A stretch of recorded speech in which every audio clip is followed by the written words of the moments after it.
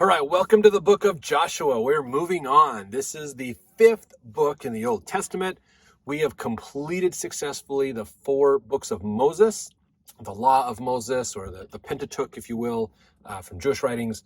So now we're moving into the story of Joshua taking over after Moses, and Joshua is going to lead Israel into the promised land and start this next phase of their journeys of the children of Israel. So just as a reminder, it's important to remember here, okay, who is Joshua? So Joshua was alive when Israel was in Egypt. He was a slave. He worked as a slave, if you remember. He was there, so he witnessed what life was like. He grew up in Egypt as a slave. He saw Moses rise to power in Egypt. He saw Moses get kicked out. He saw Moses come back as a prophet of God. He was there to help. When all the plagues happened, he was there. He was there during the parting of the Red Sea and going across. He was there. In fact, Joshua and Caleb are the only 2 people left alive from the original adults in Israel. So he was older than 20 years old when Israel came out of Egypt and got over near the promised land. Remember, Moses is like, okay, let's get ready to go in the promised land. And Israel's like, we don't know. Let's send 12 spies in. So Joshua and Caleb were 2 of the spies that went, 2 of these whole 12 spies that went into the land, the promised land, basically. And they looked all the land over. When they all came back, they all said, this land is amazing. Phenomenal land, amazing stuff there. But there's tribes of giants in this land. There's no way we're going to win wars against these guys. These guys are huge people and massive in number. And Joshua and Caleb said, yes, but we can do this. With God's help, there's no problems. Guys, this is an amazing place. Let's just trust in God and he's going to help us with this. And they were the only 2 that said that. So when the command came down, because they weren't willing to go in and trust God to go into the promised land, they wandered for 40 years in the desert. Okay, Joshua and Caleb were the only 2 that were allowed to be left alive. So everybody else that was 20 years and older died in that 40-year wandering. Then we get to the end here, okay? So it's really Moses, Joshua, and Caleb are the 3 adults that were left. All the rest of the adults that were 20 years and older had died, and their children had now become adults. So now Moses, of course, was translated. We talked about that last chapter. You can go look that up, chapter Deuteronomy 34, and that last chapter to learn more about what happened with him. Now we have Joshua and Caleb left, and Joshua's going to take over as per revelation, of course, and the priesthood, the laying on of hands from a priesthood holder to confer that to him for Moses. He's going to lead the children of Israel. So that is Joshua. So Joshua has been there the whole time, all the way from Egypt through getting into the promised land. He has still been there with them the whole time, basically. So very important to understand. He has a tremendous understanding, first-person understanding of what Israel has gone through. And he is much older than pretty much everybody else in Israel, except maybe Caleb, basically. So very important. So in this chapter here, the Lord speaks to Joshua. He is commanded to be of good courage, to meditate upon the law, to keep the commandments. He prepares Israel to enter Canaan. So this first chapter of Joshua, of his book, is telling us that Joshua is now getting into this role, and he's now developing this ability to speak with God and have that revelation and starting to pull all this together, basically, so he can lead them. A couple things that are important that was pointed out, Clarke in his book, Bible Commentary, has this to say about the significance of the book of Joshua. This is a book that has a lot of significance to it. He says, the book of Joshua is one of the most important writings in the Old Covenant and should never be separated from the Pentateuch, which is the 4 books of Moses, of which it is at once both the continuation and the completion. Between this book and the 5 books of Moses, excuse me, I said 4. The 5 books of Moses, there is the same analogy. So this is book 6 of the Old Testament. There is the same analogy as between the 4 Gospels and the Acts of the Apostles. The Pentateuch contains a history of the acts of the great Jewish legislator and the laws on which the Jewish church should be established. The book of Joshua gives an account of the establishment of that church in the land of Canaan, according to the oft-repeated promises and declarations of God. The Gospels give an account of the transactions of Jesus Christ, the great Christian legislator, and of those laws on which his church should be established, and by which it should be governed. The Acts of the Apostles gives an account of the actual establishment of that church, according to the predictions and promises of its great founder. Thus, then, the Pentateuch bears as pointed a relation to the Gospels as the book of Joshua does to the Acts of the Apostles. So just mentioning, in the books of Moses, we get the law. Joshua's book tells us how that law gets established in Canaan. Basically, all the books of Moses are preparing them to go to Canaan, and in Joshua they go to Canaan. Same as in the New Testament, the four Gospels outline the gospel of Christ, but the Acts of the Apostles actually tell us how it got applied to establish the church. Now, we believe in LDS philosophy too, that the God of the Old Testament was Jehovah, and the God of the New Testament is still Jehovah, Jesus. So it's really the same church that Joshua and Moses established. Is the same church that Christ established. Christ just brought a higher version of the law to them, which is probably part of the version that the Israelites wouldn't listen to, and so they got kicked out. If you remember back in the time of the Ten Commandments were given and the stone tablets and things, not all the law was given back to them. They had a more perfect law given, and then when he had to go back up the second time to actually get the Ten Commandments that we know of today, they didn't give the full law, but more just a slimmed down version of it. So Christ probably restored most of that, and probably more when he came. So the churches are, even though there's two churches established, they're the same church, and there's that pattern that happens there, which is really great.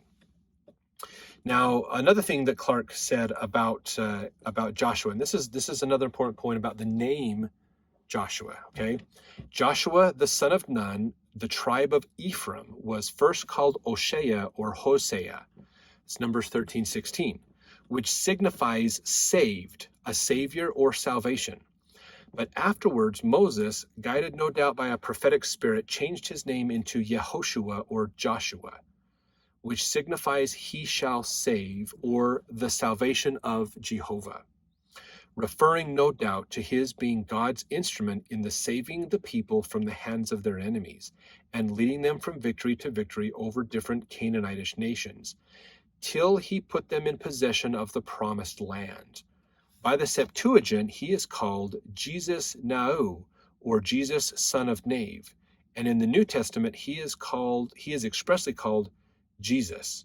In other words, in the original Hebrew, both Joshua and Jesus were the same name. So there's no coincidence who this man is and why he's called what he is called.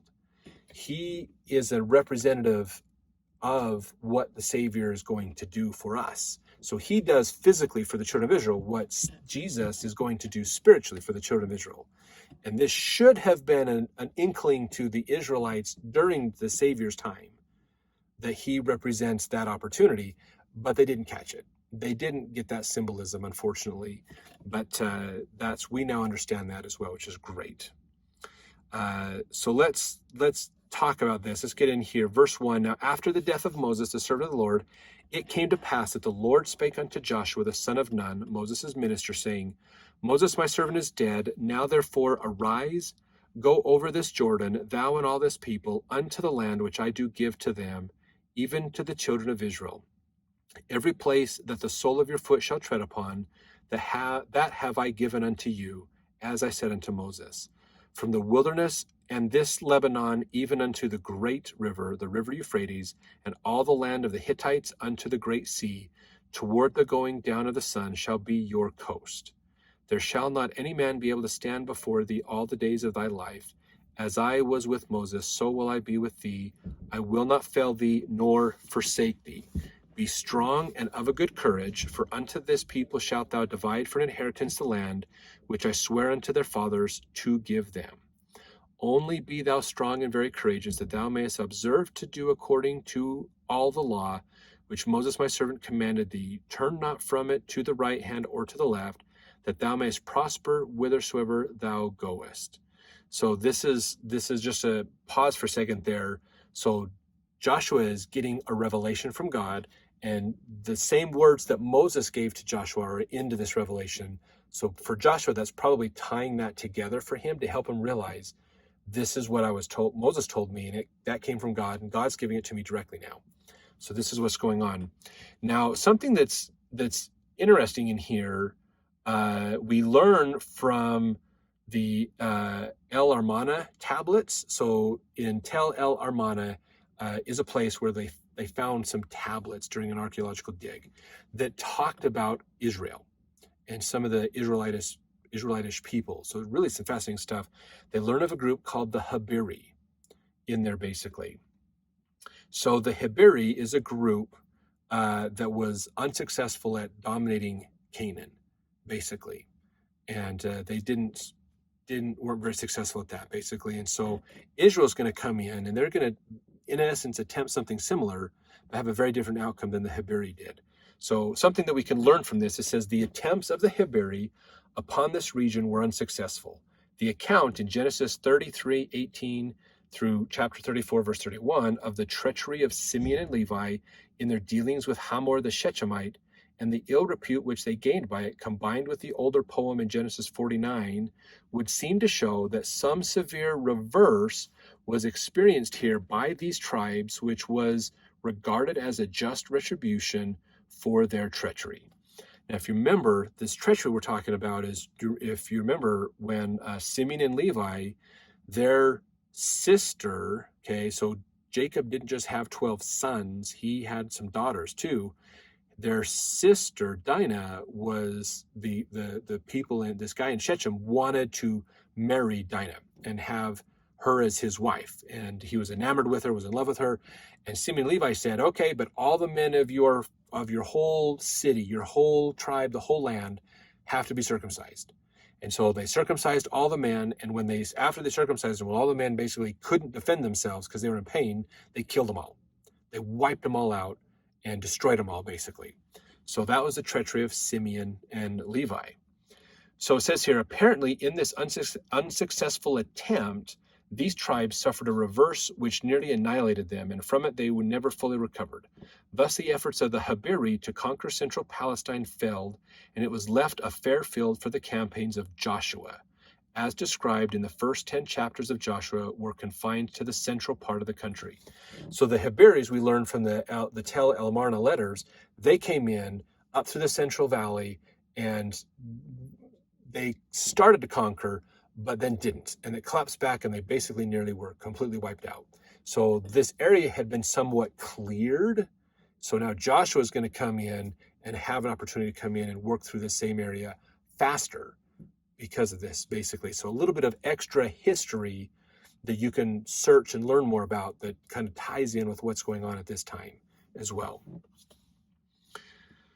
Okay, let's see, verse 8. Let's jump back in here. This book of the law, thou shalt not depart out of thy mouth, but thou shalt meditate herein day and night, that thou mayest observe to do according to all that is written therein, for then thou shalt make thy way prosperous, and then shalt thou have good success. So Joshua's being told by God, you need to study the scriptures daily, which at that time was the law, the book of the law that Moses had given them, basically.